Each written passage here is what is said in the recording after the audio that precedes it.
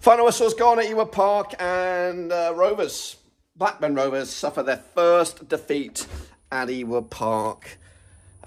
Shambles FC, Dogshit FC. That's just some of the nicknames I'm giving Blackburn Rovers today because we were not even here. It was like Sheffield United played with themselves. We were toothless, idealists, running around like headless chickens. It was very, very poor from Blackburn today.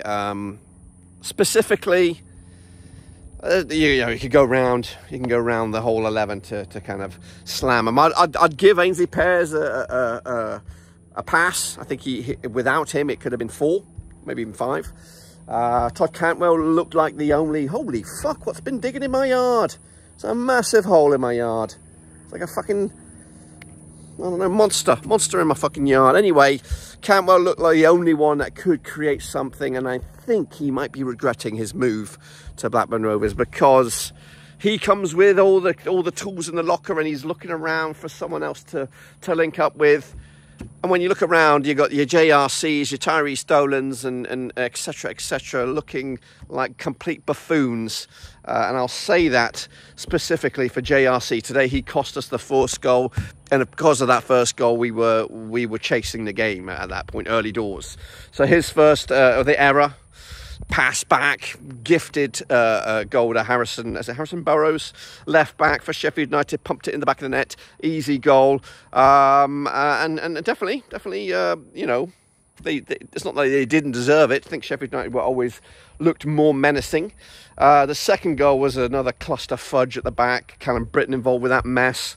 I think also maybe Danny Bafford-Dom Hyam was also involved with that mess. And it went to Tyrese Campbell. Of course, a striker, I think, who's going to score quite a few goals for Sheffield United over the course of the season. But ultimately, we offered nothing. It says we had some shots on the day, but I honestly can't remember any. There was none on target. That's a guarantee. And I'm a little bit concerned about our forward options right now because Ohashi's not getting the service. I think he's got the skills in there, but he's just not getting delivery, or he's being left out, hung out to dry. And then when Big Mac comes on, he's just a wild motherfucking cannon. And I'm worried every time he's near the ball right now because he's going to get himself sent off. He's definitely a wild cannon, and he's desperate for a goal. He's desperate. He's screaming out for a goal.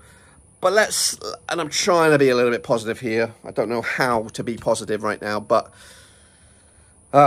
this was a quality team. A team that's going to be top 2, playoffs, whatever. It's going to be there or thereabouts at the end of it. Our first real opposition, I'd say, at Ewood Park. We might have the headlines, and there was a lot of build up towards this. We won more points at home than Real Madrid have done at the Bernabeu. All this horse shit, but realistically, who have we played up front at Ewood? We got a dismal point against West Brom, but besides them, I don't think we really played any true opposition. Which is good. Don't get me wrong. It's you got to win what's in front of you, and Rovers did that. But there's some major concerns for Rovers now. That's one goal in 4 matches. We were toothless against Watford, lost that one 1-0, lost this one 2-0, 0-0 against West Brom. In fact, it's 3 games now without a goal consecutively. So concerning times. And I think somebody say 2 goals in 6. So yeah, we may have started all right, but now this is where the season really kicks into gear. It's a mad week this week, 3 games in the space of 7 or 8 days. And we start off with an absolute whopper, losing to Sheffield United. Don't get me wrong, I think we can bounce back. I think some decisions need to be made. In particular, do we stick it out with a two-man pivot with Travis and Tronstad? Does Tyree Stolan warrant a start?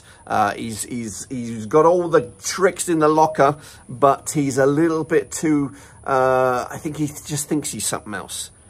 Right now, I'd rather have him on the bench than starting. I think we got to be looking at maybe have a bit more of an experienced head, someone that can see it out a little bit. Maybe start Wyman, Cadwell Wyman, Hedges or something, or even Sigurdsson if he's fit and raring to go.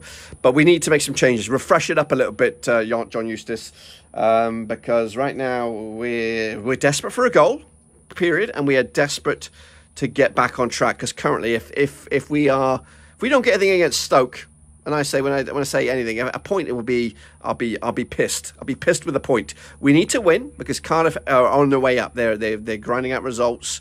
They're getting things moving, and they ain't going to be easy at all, especially from a packed out Cardiff City Stadium. Anyway, yeah, grim times. Sheffield United were decent, but they didn't even get out of second gear, guys. So you know, I would have been happy with a 0-0 at the start of the game.